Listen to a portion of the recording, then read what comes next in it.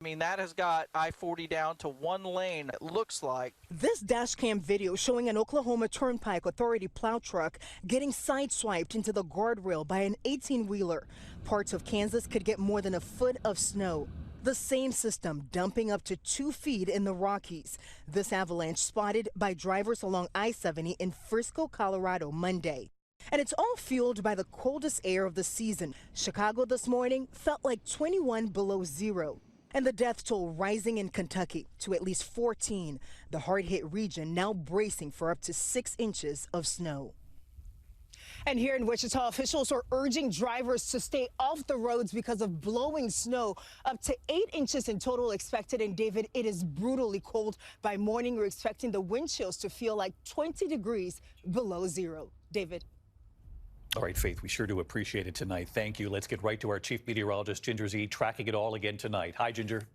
David, winter storm warnings up from Oklahoma City to Virginia Beach, Virginia. Let's go ahead and dive into the timing. We've seen 4 to 5 inches in the Ozarks already, northeastern Oklahoma near Tulsa to Rogers, Arkansas, but it's going to move across I-40 tonight. Nashville gets it through the early morning hours. Going to be a rough commute there, and then it will blast east through the afternoon, and that's where Norfolk or Virginia Beach, just north and east of Raleigh, going to get some of the problems. Messy, too, with the sleet and freezing rain south of there along I-95. Wanted to show you the little bursts of snow that come through Thursday, but a majority of it is gone on Thursday. And then the cold, record cold from Baton Rouge up to Omaha, David.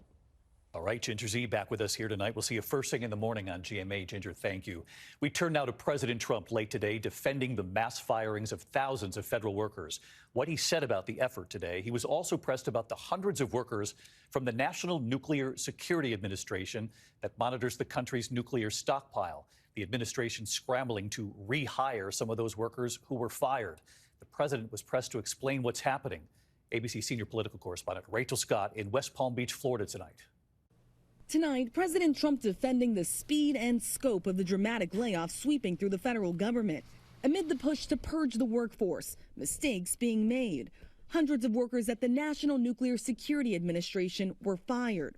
Sources say officials unaware the agency is responsible for managing the nation's nuclear stockpile, then scrambling to hire those workers back. Some of these workers focused on nuclear weapon security were immediately rehired. Do you have any concerns about how these terminations have No, not at all. I think we have to just do what we have to do. In some cases, they'll fire people and then they'll put some people back, not all of them, because a lot of people were let go. Don't forget, I got elected on the basis of making our government stronger and smaller. Thousands of workers fired at the Department of Health and Human Services, where today the new secretary, Robert F. Kennedy Jr., addressed those who remain. His team telling them selfies are welcome. Kennedy declaring HHS will now study possible causes of chronic diseases. Some of the possible factors we will investigate were formerly taboo or insufficiently scrutinized. A childhood vaccine schedule, electromagnetic radiation, glyphosate, other pesticides, ultra-processed foods, artificial food additives, SSRI and other psychiatric drugs, PFAs, PFOAs, microplastics. Nothing is going to be off limits. But tonight, the head of the FDA's food division under Kennedy is stepping down. Jim Jones saying the firings at the agency demonstrate the Trump administration's disdain for the very people necessary to implement the department's agenda of improving the health of Americans. And he's not the only top-level official to leave in protest. The head of the Social Security Administration resigning after Elon Musk's staff demanded access to an internal data system that includes sensitive information of millions of Americans. And David, the administration has not said how long these firings will last or just how many people will be impacted. Every day seems to be a new agency. Sources say that tomorrow layoffs could start at the IRS, David. ABC's Rachel Scott from Florida tonight. Rachel, thank you as always. Tonight, the high-profile meeting between the U.S. and Russia, the first in nearly 3 years. Secretary of State Marco Rubio discussing the war with Ukraine with Russia's Foreign Minister Sergei Lavrov. Ukraine was not in the meeting. And late today, President Trump saying of Ukraine, you should never have started it. You could have made a deal, even though the world witnessed Russia invade Ukraine.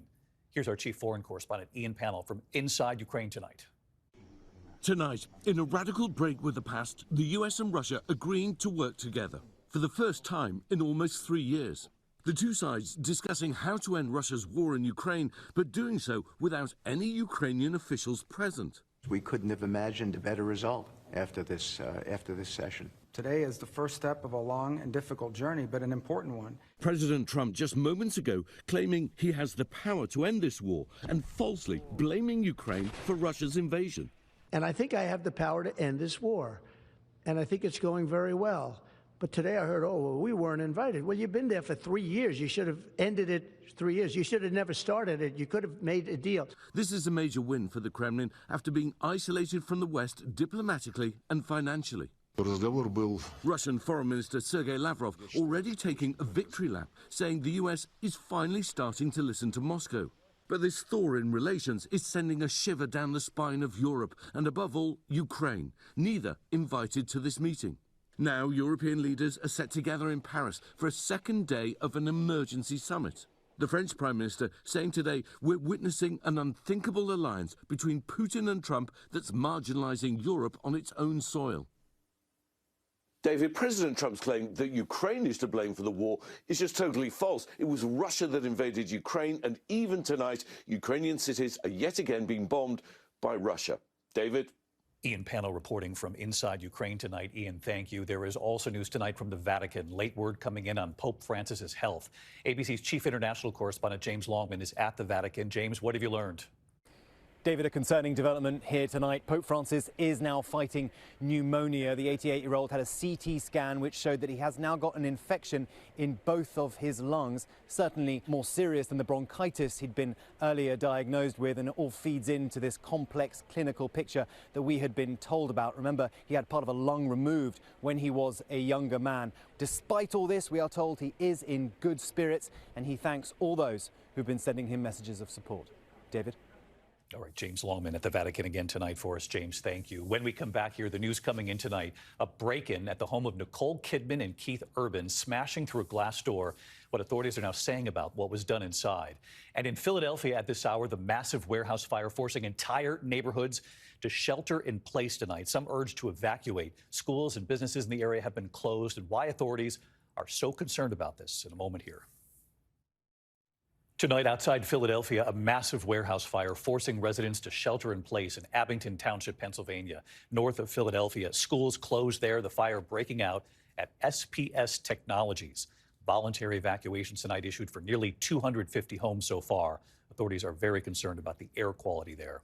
When we come back here tonight, what we've just learned about the break-in at the home of Nicole Kidman and Keith Urban in a moment. To the index of other news tonight, Los Angeles police are investigating a break-in at the home of Nicole Kidman and Keith Urban. Police sources telling ABC News tonight suspects smashed through a glass door and ransacked their home on Valentine's Day. Security telling police they smashed their way into the Beverly Hills home. No word on whether anything was taken. The couple was not there at the time. No arrests have been made. When we come back here tonight, we celebrate the most decorated canine in U.S. history, what he did and why he's being remembered tonight. ABC World News Tonight with David Muir, sponsored by Pacific Life, creating financial security for nearly 160 years. Finally tonight here, the most decorated canine in U.S. history, America Strong. Tonight, honoring a former Special Operations canine with the U.S. Secret Service. His name, Hurricane, a Belgian Malinois, and he's the most decorated dog in U.S. history. You may remember him from more than a decade ago, 2014, when he took down an intruder on the White House lawn while President Obama and his family were inside. For his heroic act, Hurricane was honored with multiple awards, including the Department of Homeland Security Award for Valor. In the years that followed, his handler, former Secret Service officer Marshall Merarkey from the Special Operations Division, started the nonprofit Canine Hurricanes Heroes to help pay the medical bills and retirement costs for other retired military and government service dogs like Hurricane. Tonight, that retired Secret Service officer telling us they've helped more than 150 dogs. Hurricane has passed away at the age of 16. An honor flight flew him back home to Washington, D.C.